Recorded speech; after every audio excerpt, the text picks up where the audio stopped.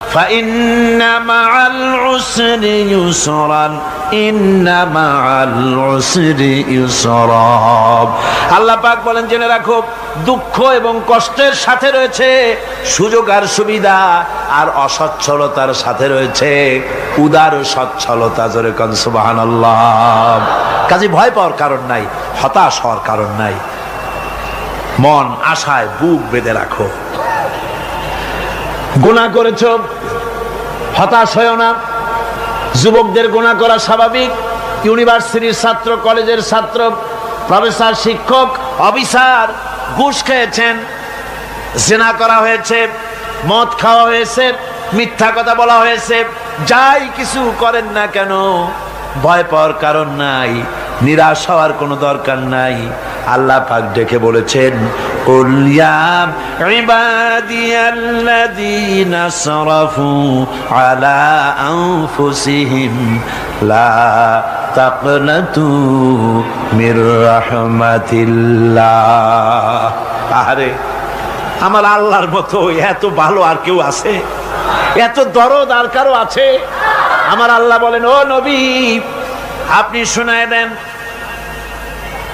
হে আল্লাহর বান্দারা, তোমরা যারা নিজেদের উপরে বাড়াবাড়ি করেছো, নিজেদের উপরে জুলুম করেছো, অত্যাচার করেছো, আমি আল্লাহর রহমত থেকে নিরাশ হয়ে যেও না। মানুষ যদি অপরাধ করে, বাপের সাথে অপরাধ করেছে, মায়ের সাথে অপরাধ করেছে, মা বাবা সন্তানের চাইতে এত বড় কল্যাণকামী তো আর কেউ নাই, কিন্তু মা বাবা কোনোদিন বলে না আয় আমার ছেলে তোরে মাফ করে দেই, এরকম বলে নাকি? মন চায় ছেলে যদি মাপ চাইতো, খুশি হয়ে মাফ করে দিতাম, কিন্তু কেন যে আসে না, ডাকে না যে আয় মাফ করে দেই। মা বাপ আপনাকে এত ভালোবাসে, সেই মা বাপও আপনাকে বলে না যে আয় মাফ করে দেই। আমার আল্লাহ হচ্ছেন এমন আল্লাহ, আল্লাহ রাব্বুল আলামিন ডাকেন, এ বান্দা খুন করেছিস ফিরে আয়, জিনা করেছিস ফিরে আয়, হত্যা করেছিস ফিরে আয়, চুরি করেছিস ফিরে আয়, কুফরি করেছিস ফিরে আয়, সুদ খেয়েছিস, ঘুষ খেয়েছিস, মদ খেয়েছিস ফিরে আয়। এসে আমার দরবারে চোখের পানি ফেল, আমার দরবারে কাঁদাকাটি কর। ইন্নাল্লাহা ইয়াগফিরুয যুনুবা জামিআ ইন্নাহু হুয়াল গফুরুর রহিম। আমার দরবারে চোখের পানি ফেলে কাঁদ, আমি রব্বুল আলামিন জিন্দেগীর গুনাহ মাফ করে দেব। সুবহানাল্লাহ কোন, সুবহানাল্লাহ কোন। আমার কাছে কাঁদ, চোখের পানি ফেল। আল্লাহ রাব্বুল আলামিনের কাছে বান্দার দুইটা ফোঁটা বেশি প্রিয়। একটা হলো জিহাদের ময়দানে যে রক্ত ফোঁটা দেওয়া হয়, এটা আল্লাহর কাছে প্রিয়। আর আল্লাহর ভয়তে গুনার জন্য লজ্জা করে, অনুশোচনা করে বান্দা যখন চোখের পানি ছেড়ে দেয়, আল্লাহর কাছে এটা অত্যন্ত প্রিয়। নবীজি বলেছেন, বান্দা যখন গুনার ভয়তে, আল্লাহর ভয়তে, জাহান্নামের ভয়তে অনুশোচনা করে যখন চোখ দিয়া পানি ছেড়ে দেয়, ওই চোখের পানি নাকের অর্ধেক আসতে না আসতে আল্লাহ রাব্বুল আলামিন বান্দারে মাফ করে দেন। আল্লাহ বরদাস্ত করতে পারেন না যে বান্দা কান্দু। আমার ভাইরা, আল্লাহ রহমত এই পৃথিবীতে, আল্লাহ রহমতকে 100 ভাগ করা হয়েছে। আল্লাহ রহমতের কত ভাগ? এই 100 ভাগের 1 ভাগ সারা পৃথিবীতে ছড়াই দেওয়া হয়েছে। আর 99 ভাগ কার কাছে? আল্লাহর কাছে। একটা ভাগ দুনিয়া ছড়ানো হয়েছে আদম আলাইহিস সালাম থেকে নিয়ে এই পর্যন্ত, এখান থেকে নিয়ে কিয়ামত পর্যন্ত পৃথিবীতে যত মানুষ আসবে, যত প্রাণী আসবে, তাদের মধ্যে প্রাণী জগতেও গাবি তার বাছুরকে ভালোবাসে ঠিক কিনা, হাতি তার বাচ্চাকে ভালোবাসে ঠিক কিনা, মুরগি তার বাচ্চাকে ভালোবাসে কিনা, প্রত্যেক মাই তার সন্তানকে ভালোবাসে মানুষের মতো। এই ভালোবাসা, স্নেহ, এই মমতা, এই করুণা, এই মহব্বত একটা ভাগ দুনিয়ায় দেওয়ার পর আপনি আর আমি যতটুকুন ভাগে পেয়েছি সেই মহব্বতে, স্ত্রীর মহব্বতে অস্থির, মায়ের মহব্বতে অস্থির, সন্তানের মহব্বতে অস্থির। এখন চিন্তা করেন, একটা ভাগ সারা পৃথিবীতে বিতরণ করার পর যেটুক পেয়েছি তাতে যদি এত মহব্বত হয়, তাহলে এর 99 ভাগ মহব্বত যে আল্লাহর কাছে জমা আছে, এই বান্দার জন্য তার কত মহব্বত, এই বান্দার জন্য কত করুণা তার, কত মহব্বত তার, কত দয়া তার। এজন্য আল্লাহ রাব্বুল আলামিন বলেছেন, নাব্বি ইবাদি আন্নি আনাল গফুরুর রহিম। ও আমার নবী, সুসংবাদ দিয়ে দাও, বান্দাদেরকে শোনায় দাও যে আমি আল্লাহ তাআলা ক্ষমাশীল আর দয়াবান। হুজুর কাঁদতেছিলেন, হযরত ওমর রাদিয়াল্লাহু তাআলা আনহু এসে দেখেন হুজুর একা কাঁদতেছে। হুজুর জিজ্ঞেস করছেন, হযরত ওমর জিজ্ঞেস করলেন, হুজুর আপনি কাঁদেন কেন একা একা? হযরত ওমর বলেন, আমি যখন প্রশ্ন করলাম নবীজি বললেন, আমার কাছে কিছু আগে জিবরাইল এসেছিলেন, জিবরাইল এসে আমাকে বললেন আল্লাহ পাক বলেছেন, হে আমার নবী, ইসলামের ভিতরে থেকে যে সমস্ত মানুষগুলো ইসলামের ভিতরে থেকে চুল আর দাড়ি পাকায় দিছে, কিয়ামতের দিন এই লোকগুলারে আমি শাস্তি দিতে আমার শরম হবে। হযরত ওমর বলেন, হুজুর উম্মতের জন্য কত বড় খোঁজ খবর এটা, আর আপনি কাঁদতেছেন। হুজুর বলেন, ওমর তুমি জানো না আমার কান্নার কারণ ভিন্ন। আমার কান্নার কারণ হলো যে আল্লাহ রাব্বুল আলামিন কিয়ামতের দিন দাড়ি চুল পাকা বান্দারে শাস্তি দিতে শরম করবেন, সেই দাড়ি চুল পাকা বান্দাগুলি আল্লাহর সাথে নাফরমানি করতে শরম করে না। আমি এই লজ্জায় কাঁদতেছি।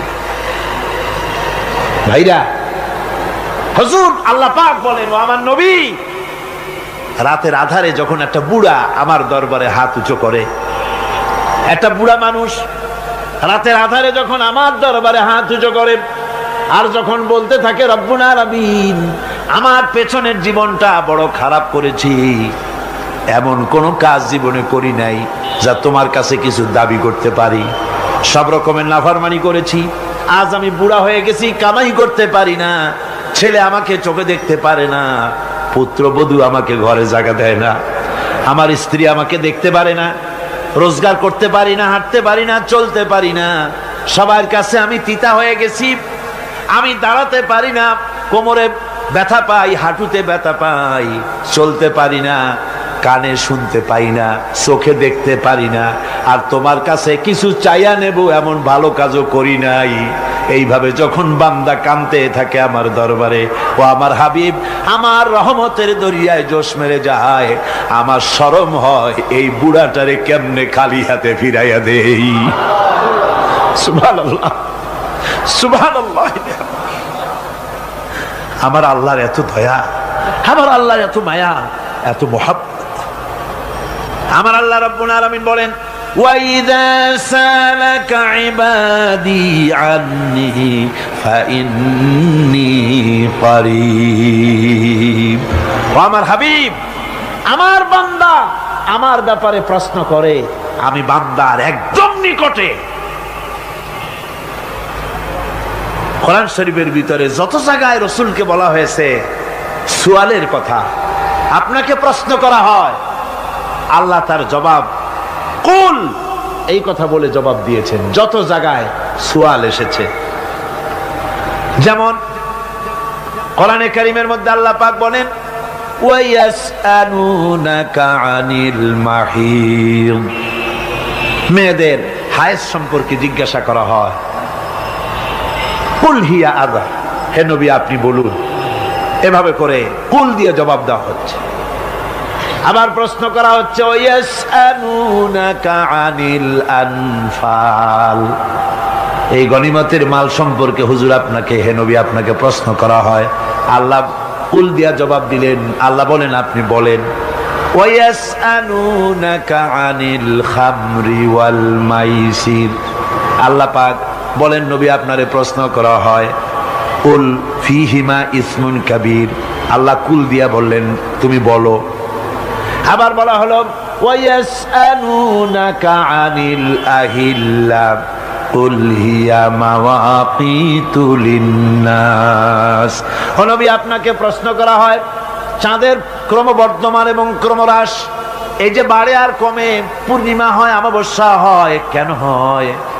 আপনি বলুন, কুল, আপনি বলেন, এটা আমি অক্ত এবং সময়, বছর আর দিন গণনা করার জন্য পৃথিবীবাসীদের জন্য বিনা পয়সায় একটা ক্যালেন্ডার বানাইয়া আকাশে ঝুলাই রেখেছি।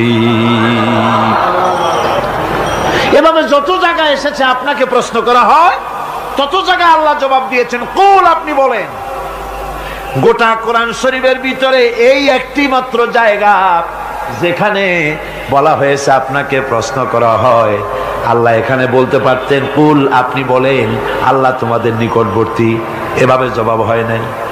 এটা কায়দাটা হলো এই, আল্লাহ বলতেছেন ওয়াইজা সালাকা ইবাদি, ও আমার নবী, প্রশ্ন তো আমার বান্দারা আমার ব্যাপারে করেছে, এবার আপনার জবাবের কোনো দরকার নাই। প্রশ্ন আমার ব্যাপারে, আমি নিজে জবাব দিয়ে দেই, ফা ইন্নী কারীব। ও বান্দা, আমার ব্যাপারে প্রশ্ন করেছিস, জবাব আমি দেই, আমি তোর সবচাইতে বেশি নিকটে। সুবহানাল্লাহ, কত নিকটে? ওয়া নাহনু আকরাবু ইলাইহি মিন হাবলিল ওয়ারিদ। তোর যে রগ, এই শাহরগের চাইতেও আমি তোর বেশি কাছে। সুবহানাল্লাহ। আমারে ডাক, আমারে ডাক, কলিজা দিয়া ডাক, অন্তর দিয়ে ডাক। মনের থেকে মানুষ যদি ডাকে, মুখের ডাক আর মনের ডাক এক জিনিস নয়। দিল সে জুবাত নিকলতি হ্যায়, असर रखती है पर नहीं मगर ताकते परवाज रखती है। দিল থেকে যে কথা বেরোয় তা প্রভাব বিস্তার করে, ডানা নাই কিন্তু ওড়ার ক্ষমতা রাখে। মনের কথাই ভিন্ন। মন থেকে, দিল থেকে, কলিজা থেকে, অন্তরের গভীর কন্দর থেকে মুহাব্বতের সাথে কেউ যদি একবার বলে আল্লাহ, বলেন আল্লাহ, আল্লাহ, আল্লাহ।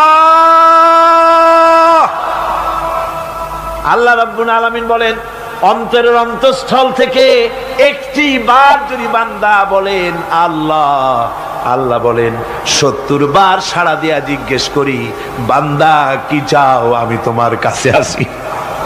সুবহানাল্লাহ, আমি তোর একদম কাছে, কি চাস বল, বল আমার কাছে। এমন দয়াবান, এমন মেহেরবান, এমন আল্লাহ আমাদের। সে আল্লাহ রাব্বুল আলামিন, তিনি বলছেন وقال ربكم ادعوني استجب لكم। তোমাদের রব বলেছেন আমারে ডাকো, আমি আল্লাহ ডাকের সাড়া দিয়া দেব। সুবহানাল্লাহ। কারে ডাকতে হবে? কারে ডাকতে হবে? এই বিশাল জনসমুদ্র একযোগে চিল্লা এখন কারে ডাকতে হবে? কোন পীর সাহেবকে নয়, আল্লাহর কসম কোন খাজা বাবাকে নয়, ডাকতে হবে কারে? চিল্লা এখন কারে? ওয়াকালা রাব্বুকুম উদউনি, তোমার রব তোমাকে বলতেছে আমারে ডাকো, আস্তাজিব লাকুম, আমারে ডাকবে আমি সাড়া দিয়ে দেব। সুবহানাল্লাহ। আল্লাহকে ডাকেন, কি চাই আপনার বলেন, কি চাই? আল্লাহর কাছে চান, আল্লাহ দিয়ে দিবে। যাওয়ার জায়গা আল্লাহর কাছে চাইবেন, আল্লাহ দিবেন। দেওয়ার জায়গা, চাওয়ার জায়গা হলো সেজদায় পড়ে যাবেন। আমার ভাইয়েরা, জায়গাটা চিনায় দিলাম। মাজারে যাওয়া লাগবে না, কবরে যাওয়া লাগবে না। 2 রাকাত নামাজ পড়ে সেজদায় পড়ে গিয়া যত বিপদ আছে, মুসিবত আছে, সেজদার মধ্যে চোখের পানি ছেড়ে দেন আর কেন্দে কেন্দে জীবনের কথা বলেন। আল্লাহ রাব্বুল আলামিন আপনার আওয়াজ শুনবেন আর দোয়া কবুল করে নিবেন। কামতে হবে আল্লাহর কাছে। কার কাছে? আল্লাহর কাছে। সুম্মা ইস্তাগফিরুল্লাহ, আর এরপরে সে যদি আমি আল্লাহর কাছে ক্ষমা চাই, ইয়াজিদিল্লাহ গফুরার রহিমা, সে আমি আল্লাহকে গফুর এবং রহিম হিসাবে পাবে। সুবহানাল্লাহ। আল্লাহকে গফুর এবং রহিম হিসাবে পাওয়া যাবে। সব আল্লাহকে বলতে হবে, গুনাহ মাফ চাইতে হবে। এই জন্য হুজুর সাল্লাল্লাহু আলাইহি ওয়াসাল্লাম দৈনিক 100 বার তওবা পড়তেন। কোন হাদিসে আছে 70 বার, কোন হাদিসে আছে 100 বার তওবা পড়তেন। নামাজের পরে তো প্রত্যেক নামাজেই পড়তেন হুজুর, সালাম ফিরাতেন আর সাথে সাথে বলতেন আল্লাহু আকবার, আস্তাগফিরুল্লাহ, আস্তাগফিরুল্লাহ, আস্তাগফিরুল্লাহ। মনে থাকবে আপনাদের? মনে থাকবে? সালাম ফিরাইয়া কি বলবেন? না, সালাম ফিরাবার সাথে সাথে বলবেন আল্লাহু আকবার, তারপরে পড়বেন আস্তাগফিরুল্লাহ, আস্তাগফিরুল্লাহ, আস্তাগফিরুল্লাহ। তওবা পড়বেন, আল্লাহর কাছে সবসময় গুনাহ মাফ চাইতে থাকবেন, বিনীত থাকবেন। আল্লাহকে পাওয়া যাবে, তাকে রহিম হিসেবে পাওয়া যাবে। সুতরাং ঈমান বিল্লাহ, আল্লাহর প্রতি ঈমান আনলে পরে চতুর্থ নম্বরের যে উপকারটা হবে সেটা হলো হতাশায় ভুগবে না, নিরাশায় ভুগবে না, আশায় বুক বেঁধে উঠবে, ঈমান মজবুত হবে, আল্লাহর কাছে মানুষ বিনয়ী হয়ে যাবে। এবার পঞ্চম নম্বরের উপকার আমি বলছিলাম, ঈমান বিল্লাহ, আল্লাহর প্রতি ঈমান আনলে পরে অসংখ্য উপকার হয়, অসংখ্য বৈশিষ্ট্য আছে। এর 6টা উপকারের কথা আমি বলবো। কয়টা? অসংখ্য উপকারের ভিতরে প্রধান 6টি উপকারের কথা বলবো। এর বললাম কয়টা? 4টে বলছি। এবার বলো পঞ্চম উপকারের কথা। আল্লাহর প্রতি আপনি পূর্ব পশ্চিমে কতবার মুখ ঘোরালেন, এটাই কিন্তু আপনার আসল সৎ কাজ নয়। আসল সৎ কাজ হলো আল্লাহর প্রতি ঈমান আনা। এই ঈমানের ব্যাপারে 3টা দিন আমরা পার করে দিলাম, এখনো কথা শেষ হয় নাই।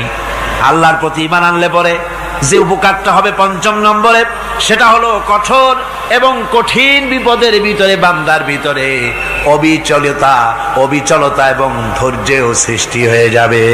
আলহামদুলিল্লাহ। কঠিন বিপদ মুসিবত আসলে পরে সে অবিচল থাকবে। সারা দুনিয়ার বিপদ আপদ, শত্রুতা, দুঃখ, কষ্ট, মুসিবত, জুলুম, নির্যাতন সবকিছু পাহাড়ের মতো উঁচু হয়ে তাকে ঘিরে ফেলবে, কিন্তু তাকে এক চুলও নাড়াতে পারবে না।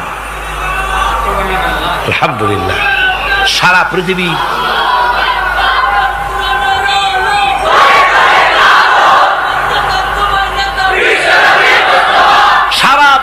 একদিকে আর সে একা একদিকে থাকবে।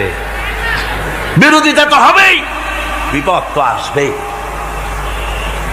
কবি বলতেছেন, সাথে জাকা রহা হ্যায় अज़ल से ता इमरोज, सतेजा रहा है अज़ल से ता इमरोज, चरागे मुस्तफावी से शरारे बुलहबीस। সে আবহমান কাল থেকে শুরু করে মুস্তাফা সাল্লাল্লাহু আলাইহি ওয়াসাল্লামের দীপ শিখার সাথে আবু জেহেল, আবু লাহাবের অগ্নিস্ফুলিঙ্গের টক্কর লেগেই আছে। রাসূলুল্লাহর আল্লাহর দেওয়া এই বিধান, এই দ্বীনের বাতিটা টিম টিম করে জ্বলেছে। আর গোরকি, টর্নেডো, হাজার হাজার মাইল বেগে হেরিকেন এসেছে, গোরকি এসেছে, টর্নেডো এসেছে, টাইফুন এসেছে, কিন্তু এই আলো নিবাইতে পারে নাই। সুবহানাল্লাহ। এই আলো নিবাতে পারে নাই। এই শত্রুতা চিরকালের, নিবাতে পারবে না। কারণ হচ্ছে আল্লাহ রাব্বুল আলামিন বলেছেন, ইউরিদুনা লিইউতফিউ নূরাল্লাহি বিআফওয়াহিহিম ওয়াল্লাহু মুতিম্মু নূরিহি ওয়ালাউ কারিহাল কাফিরুন। ওরা চায় মুখের ফু দিয়ে আমার আলোকে নিভিয়ে দেবে, কিন্তু আমি আমার আলোকে পূর্ণতা দান করব। তাতে কাফের বেঈমানদের কলজায় যত জ্বালা যন্ত্রণা হোক, আমার দ্বীন কেউ মিটাই দিতে পারবে না। সুবহানাল্লাহ। সুতরাং বিপদে অবিচলতা আসবে, সে অটল হবে, মজবুত হবে। কোরআনে কারীম বলতেছে, ওয়া কাযালিকা জাআলনা লিকুল্লি নাবিয়্যিন আদুওয়াম মিনাল মুজরিমিন। এই পৃথিবীতে এমনি করে আমি সকল নবীদের শত্রু বানিয়েছি, সব পাপিষ্ঠ অপরাধীদেরকে। নবীদের সাথে বিরোধিতা করেছে কারা? পাপিষ্ঠরা, অপরাধীরা।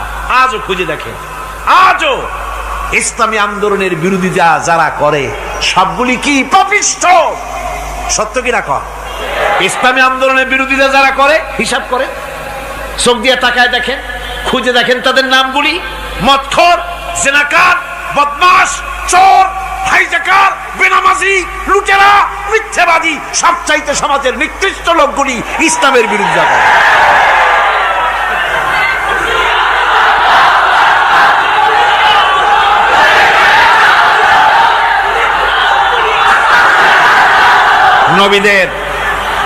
নবীদের শত্রু আল্লাহ বলেন সব যুগে নবীদের সাথে শত্রুতা করেছে পাপিষ্ঠরা।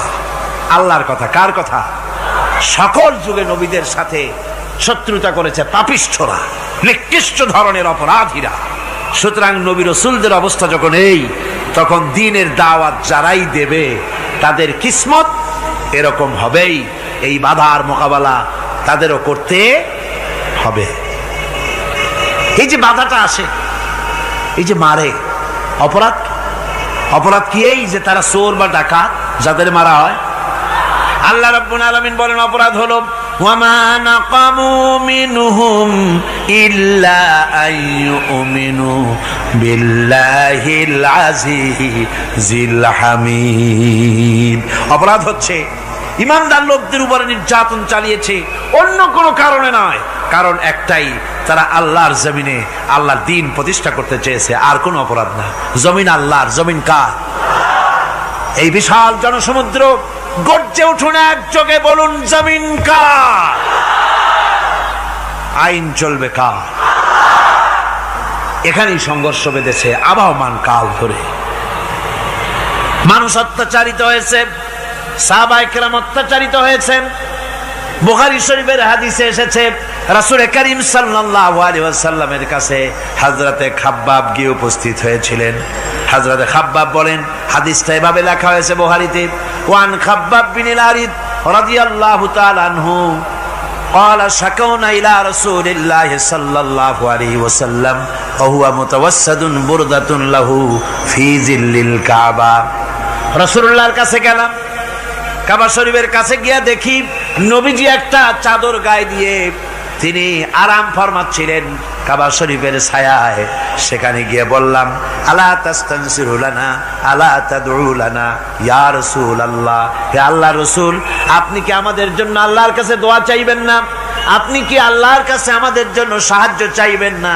আমাদের লোকগুলিকে, মুসলমানগুলিকে মারতে মারতে তো শেষ করে ফেলে দিল। তারা আমাদের সুমাইয়াকে মারলো, আমাদের খাব্বাবকে উটের সাথে পায়ের দড়ি লাগায় টানলো, আমাদের খোবায়েবকে তারা আগুনের উপরে চিৎ করে শোয়ায় রাখলো, না খায় রাখতেছে, মারতেছে, কষ্টে তো শেষ হয়ে গেলাম। হুজুর, আপনি কি আমাদের জন্য দোয়া করবেন না? হাদিস শরীফে এসেছে নবীজি উঠে বসলেন সোজা হয়ে।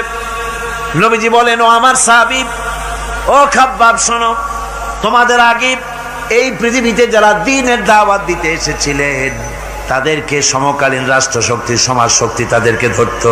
ফায়ু খাজুর রাজুলো, তাদেরকে তারা ধরতো। ফায়ুহফারু লাহু ফিল আরদ, আর তার জন্য জমিনের ভিতরে কবর বানাইতো। ওই কবর ফায়ু জালু ফিহা, ওই কবরের ভিতরে তাকে কোমর পর্যন্ত গেড়ে দিত। সুম্মা ইউতা বিল মানসার, এরপরে করাত আনতো। ফায়ুদাউ আলা রাসিহি, এরপরে ওই করাত তার মাথার উপরে রাখতো।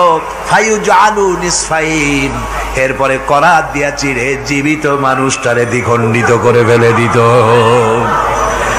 মা ইয়াসুদ্দুহু যালিকা আন দীনিহি। ও আমার খাব্বাব, এত কষ্ট দেওয়ার পরেও সেই যুগের কোন মুসলমানকে, দ্বীনের দায়ীদেরকে আল্লাহর দ্বীন থেকে এক চুলো তারা সরাই দিতে পারে নাই, এক চুলো সরাতে পারে নাই। ওয়াল্লাহি, ও খাব্বাব, আমি আমার আল্লাহর নামে কসম করে বলছি, লা ইউতাম্মান্নাল্লাহু হাযাল আমরা হাত্তা ইয়াসিরার রাকিবু মিন সানা ইলা হাযরামাউত। আমি কসম করে বলি, আল্লাহ রাব্বুল আলামিনের এই সানা থেকে হাযরামাউত পর্যন্ত লোকেরা যাতায়াত করবে, সুন্দরী রমণীরা গমন করবে, সদাগরেরা যাতায়াত করবে, টাকা নিয়া পয়সা নিয়া যাতায়াত করবে। তাদের মনের মধ্যে লুটের ভয়, টাকার ভয়, চুরির ভয়, ডাকাতির ভয়, জেনার ভয়, হত্যার ভয়, ধর্ষণের ভয়, কোনো ভয় থাকবে না। লা ইয়াখাফু ইল্লাল্লাহ, আল্লাহ ছাড়া কোনো ভয় থাকবে না। এমন একটা সমাজ, এমন একটা সময় আসবে। ওয়ালাকিন্নাকুম তাস্তাজিলুন, অথচ খুব তাড়াহুড়ো তোমরা করতেছো। তাড়াহুড়ো করো না, সময় আসবে ইনশাআল্লাহ। আমার ভাইয়েরা, আমার বন্ধুগণ, কঠিন বিপদে অবিচলতা এবং ধৈর্যের দৃষ্টান্ত রেখে গেছেন আম্বিয়া আলাইহিমুস সালাম। সুবহানাল্লাহ। কঠিন বিপদে অবিচলতা, দৃঢ়তা, ধৈর্য কারে বলে, তার দৃষ্টান্ত কারা রেখেছেন? আম্বিয়া আলাইহিমুস সালাম। ওনারাই আমাদের আদর্শ, নবীরাই আদর্শ। সাহাবায়ে কেরাম রিদওয়ানুল্লাহ তাআলা আলাইহিম আজমাইন আমাদের আদর্শ। ভাইরা আমার, মুসা আলাইহিস সালামকে ফেরাউন যখন ঘিরে ফেলে দিল, কোরআনের সব কথা গল্প গুজবার ইতিহাসের জন্য লেখা হয় নাই। কোরআনের মধ্যে যা লেখা হয়েছে সব বান্দাদের উপদেশের জন্য, যাতে করে লোকেরা চিরটা কাল এর থেকে উপদেশ নিয়ে নিজেদের তৈরি করতে পারে। জোরে বলেন সুবহানাল্লাহ। মুসা আলাইহিস সালামের কথা আল্লাহ বলেন, ফেরাউন তাকে ঘিরে ফেলে দিল, পালাবার রাস্তা নাই। ফালাম্মা ترى الجمعان قال أصحاب موسى إنا لمدركون। মুসা আলাইহিস সালামের উম্মতেরা বললেন, হে মুসা, পাকড়াও হয়ে গেছি, পালাবার রাস্তা নাই। তিন দিক থেকে আমাদেরকে ঘেরাও করেছে ফেরাউনের শক্তি। সামনে কি? দরিয়া, আর তিন দিকে কি? ঘেরাও আন্দোলন। পালাবার পথ নাই, পালাবার পথ নাই। সারাশি আক্রমণ, ঘেরাও আন্দোলন। এই যে ঘেরাও টেরাও তো আজকে নতুন নাই, ঘেরাও আসছে অনেক আগের থেকে। আসলে কথা বুঝতে পেরেছি। মাইক না থাকলে আমি কি করবো কোন? আজকে এরকম হচ্ছে কেন? আগামীকাল ঠিক হবে ইনশাআল্লাহ, রাগ করেন না। গান হচ্ছে, বসেন বসেন। শয়তান ঢুকছে মাইকের মধ্যে। অনেক সময় হয় কি, মাইকের হাই পাওয়ারের যে মেশিন আছে, এর ভিতরে ইথার থেকে রেডিওর ওই গানগুলি ওর মধ্যে ঢুকে পড়ে। কথা বুঝতে পেরেছেন? এই জন্য শয়তান তো আর বসে থাকে না, ওরও তো কিছু করার আছে। ধৈর্য ধরেন, ধৈর্য ধরেন। কালকে অপারেটরদেরকে মাওলানা শামসুদ্দিন সাহেবের কাছে অনুরোধ করব, অপারেটর একটু ভালো করে হেদায়েত করে দেবেন। মাইকে আজকে আমার নিজেরও কষ্ট হচ্ছে, আমিও বুঝতে পারছি না যে আমার কথাগুলি কি আওয়াজে বেরোচ্ছে, যার জন্য আমাকে বেশি চিল্লাইতে হচ্ছে। বক্তাকে কি লাউডে তার কথা বেরোচ্ছে তা তার কানে আসতে হয়, তাহলে বোঝা যায় যে আমার কথাগুলি কিভাবে বেরোচ্ছে। এটা এই অবস্থায় সিচুয়েশন আজকে নাই, এবং লোকেরাও মাইকের ব্যাপারে আজকে অভিযোগ করেছে, যা বিগত 16 বছরে করে নাই। সেটের ব্যাপারে কোথাও কোনো অসুবিধা হয়েছে? মাইকটা ভালো, এবং মাইক যারা দেন প্রতি বছর খেদমত করে, আল্লাহ তাদের প্রতি রহম করুন। সবাই বলেন আমিন। এদেরকে রাগ করে পথে পাই আবার মারধর করেন না। সিলেটের যে তাফসির মাহফিল হয়, বিগত 19 বছর তাফসির করেছি একটানা, এবার 20 বছর পুরো হবে ইনশাআল্লাহ। সিলেটে একটানা 20 বছর তাফসির করতেছি সেখানে। তো মাইক, যে একটা লোক বিনা পয়সায় মাইক দেয়, মাইকের ভাড়া সে নেয় না। তাফসিরের মাহফিলের মাইকের ভাড়া নেয় না। যে বছর এরশাদ সরকার আমাকে প্লেন থেকে নামতে দিল না, আপনাদের মনে আছে? সিলেট থেকে ফিরাই দিল। এই খবরটা মাইকম্যান যখন শুনেছে যে আমাকে নামতে দেয় নাই, ফিরাই দেওয়া হয়েছে, সাথে সাথে স্ট্রোক করেছে, হার্ট ফেল করে দুনিয়া থেকে বিদায় হয়ে গিয়েছে। সিলেটে তাফসির হতে পারবে না, এই কথাটা বরদাস্ত করতে পারে না।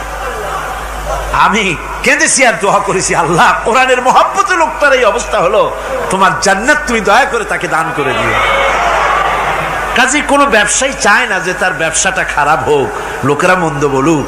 এ মাইকের ব্যাপারে আপনারা আজকে রাগারাগ করেন না, যা হয়েছে কালকে ভালো হবে ইনশাআল্লাহ। সবাই বলেন ইনশাআল্লাহ। এখন চলেন আমরা ফেরাউনের অবস্থা দেখি গিয়া কি করতেছে ফেরাউন। মুসা আলাইহিস সালামকে ঘেরাও করে ফেলেছে, পালাবার উপায় নাই। একদিকে দরিয়া, তিন দিকে ফেরাউনের শক্তি। এই যে ঘেরাও টেরাও মানে নতুন তো না, ধর্মঘট নতুন না, পুরানা জিনিস। এই পৃথিবীতে সর্বপ্রথম ধর্মঘট কিসের উপরে হয়েছে জানেন? এই পৃথিবীর প্রথম ধর্মঘট হয়েছে পেঁয়াজ, রসুন আর ডাইলের উপরে, মুসা আলাইহিস সালামের জামানায়। লান নাসবিরা আলা তুআমিন ওয়াহিদ, আমরা এক রকমের খাদ্য আর খাবো না, আমাদের পেঁয়াজ দেওয়া লাগবে, ডাল দেওয়া লাগবে, রসুন দেওয়া লাগবে। সর্বপ্রথম ধর্মঘট হয় মুসা আলাইহিস সালামের জামানায়, সেখান থেকে শুরু হয়েছে। কিন্তু মশাল মিছিল যে আসলো কই থেকে, এইটা আমি খুঁজে পাইনি। পরে প্রত্যেকটা জিনিসের তো ইতিহাস আছে, আমি খুঁজতে খুঁজতে পেলাম। আমি জানি না এর ইতিহাস মূলে কোথায়, কিন্তু আমি যদ্দূর খুঁজে পাইছি সেটা হলো মশাল মিছিলের আবিষ্কার হয়েছে লঙ্কায় রাবণের সময়। হনুমানের লেজে আগুন দিয়া তারপরে লঙ্কা কাণ্ড ঘষালো, নামই আছে লঙ্কা কাণ্ড। হনুমানেরা লেজে আগুন দিয়ে রাবণ যে লঙ্কায় মশাল মিছিল করেছিল হনুমানরে দিয়া, ওই হনুমানের ওই সিস্টেমটা এখনো আমাদের দেশে চালু আছে। এইটা আসলে কোন ভদ্রলোকের এই মিছিল হওয়া উচিত না। আগুন নিয়ে কিসের মিছিল? আগুন হলো জাহান্নামের প্রতীক। আগুন কিসের প্রতীক? জাহান্নামের প্রতীক। যদিও আমাদের উপকারে লাগে, কাজে লাগে।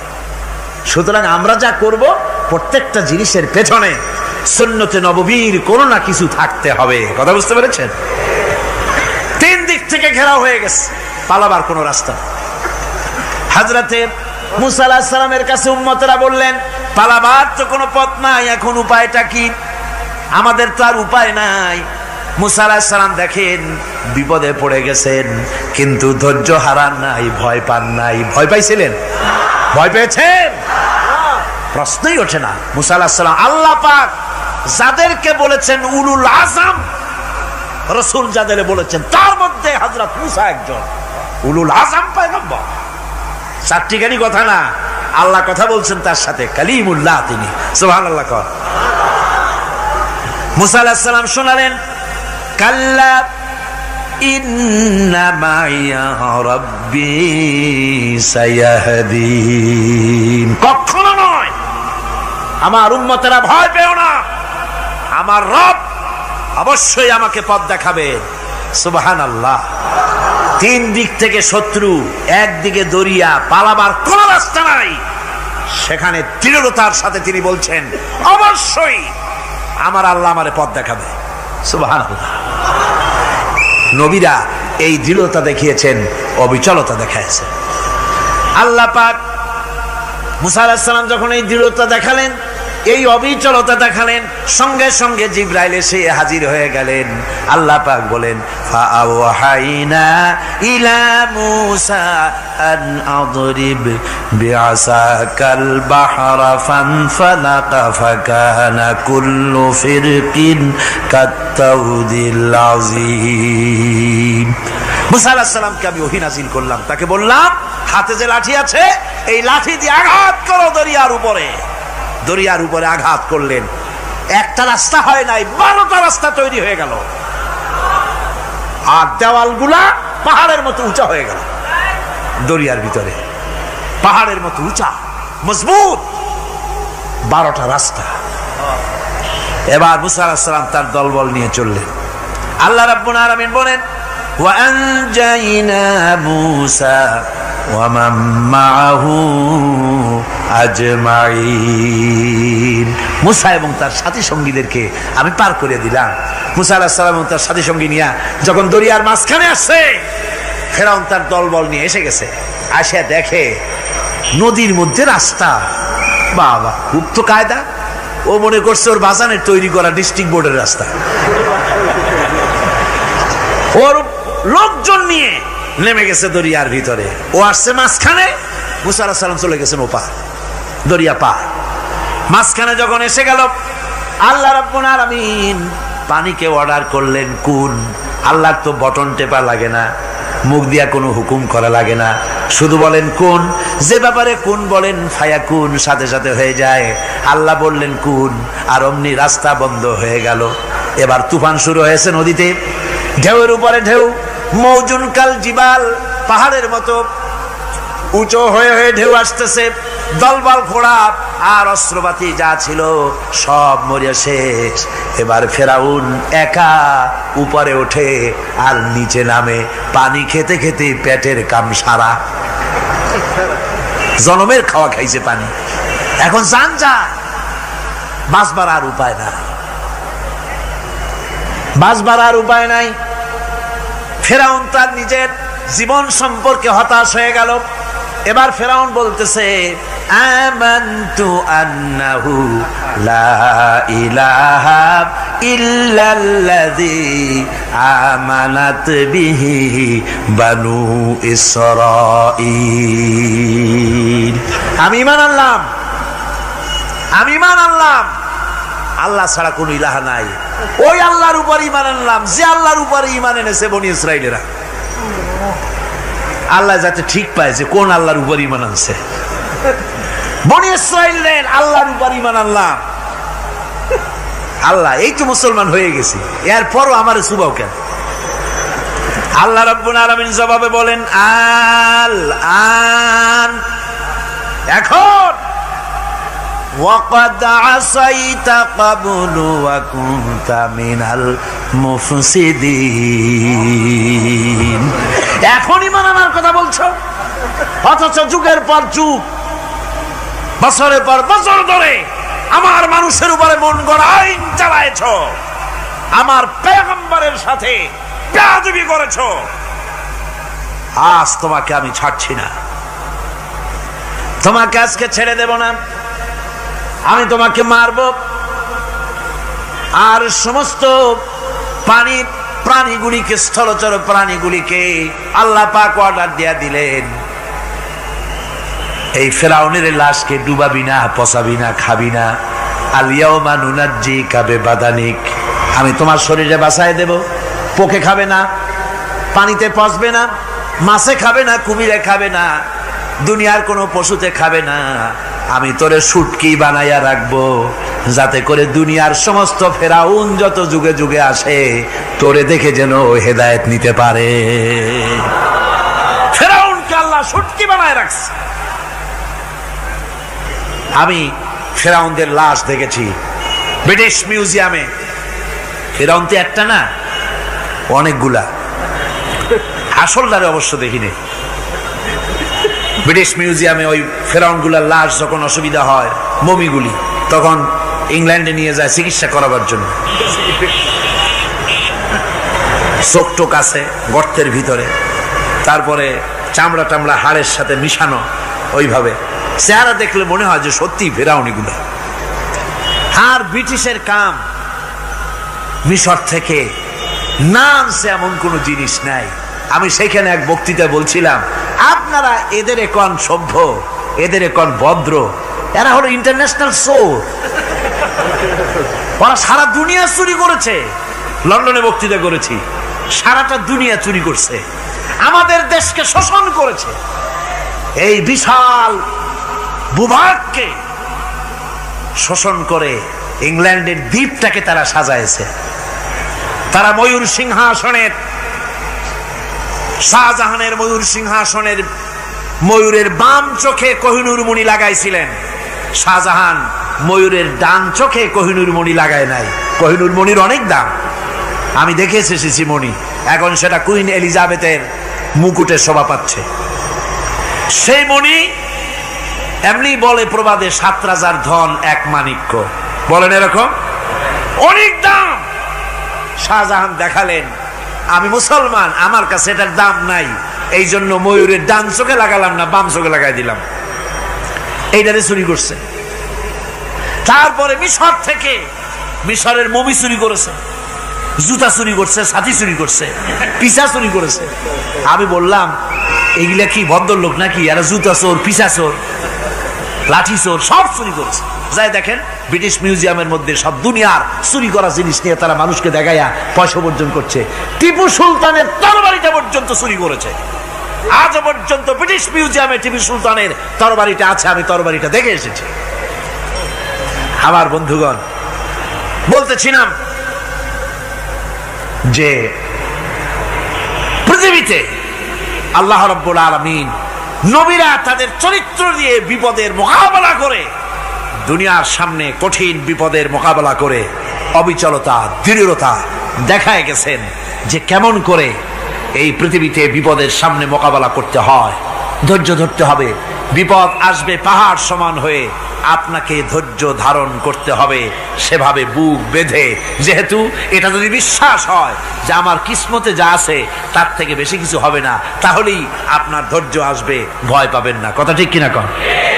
এবারে হযরত হুদ আলাইহিস সালাম সম্পর্কে আল্লাহ রাব্বুল আলামিন বলেন, হযরতে হুদকে যখন ষড়যন্ত্র হলো কাফির বেঈমানেরা তাকে মেরে ফেলার জন্য যখন সরকারি ষড়যন্ত্রে লিপ্ত হয়ে গেল, হযরতে হুদ সমাজের এই চ্যালেঞ্জের মোকাবেলা করলেন।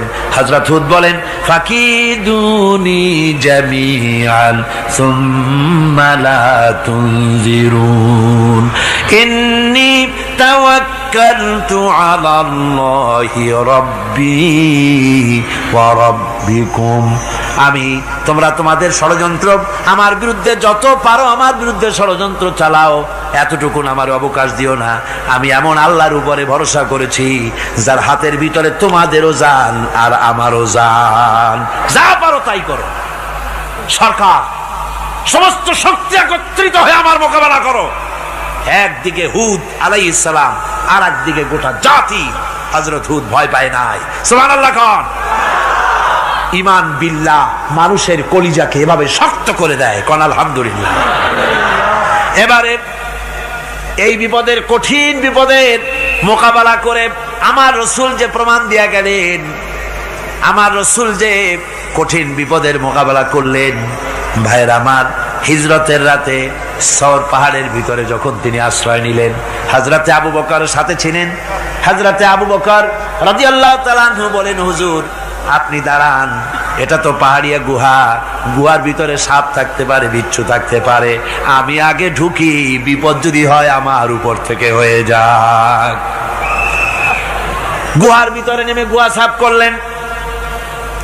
এরপরে হুজুরকে ডাকলেন, হুজুর তাশরীফ নিলেন গুহার ভিতরে।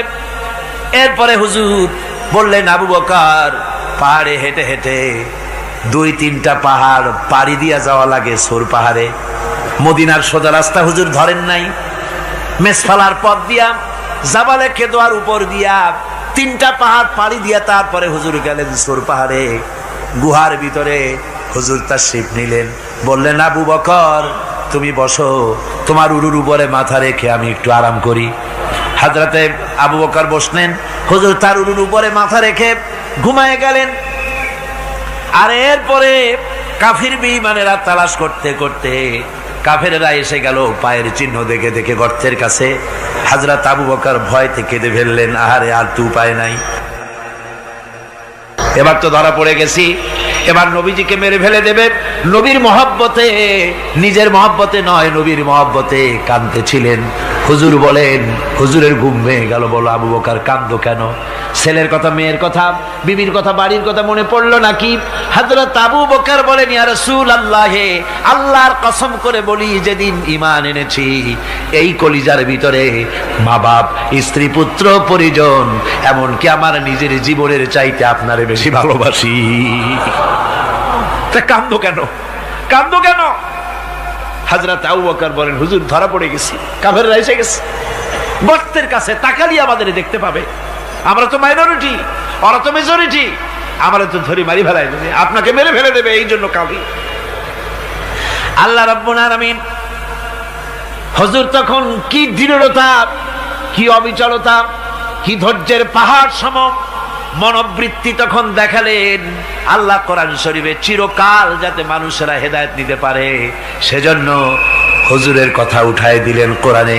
আল্লাহ পাক বলেন, ইযহুমা ফিল গার ইয ইয়াকুলু লিসাহিবিহি লা তাহজান ইন্নাল্লাহা মা'ানা। ও বন্ধু, ভয় পেও না, আল্লাহ আমাদের সাথে আছেন। সুবহানাল্লাহ।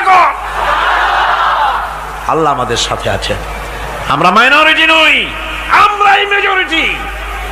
আল্লাহ আছে আমার সাথে, ভয় পাওয়ার কোনো কারণ নাই। সুবহানাল্লাহ। আল্লাহ পাক বলেন, ফাআনসালাল্লাহু সাকিনাতাহু আলাইহি ওয়া আইয়াদাহু বিজুনুদিন লাম তারাওহা। আমি এদের অন্তরের ভিতরে আমি শান্তি নাজিল করে দিলাম, প্রশান্তি দিয়া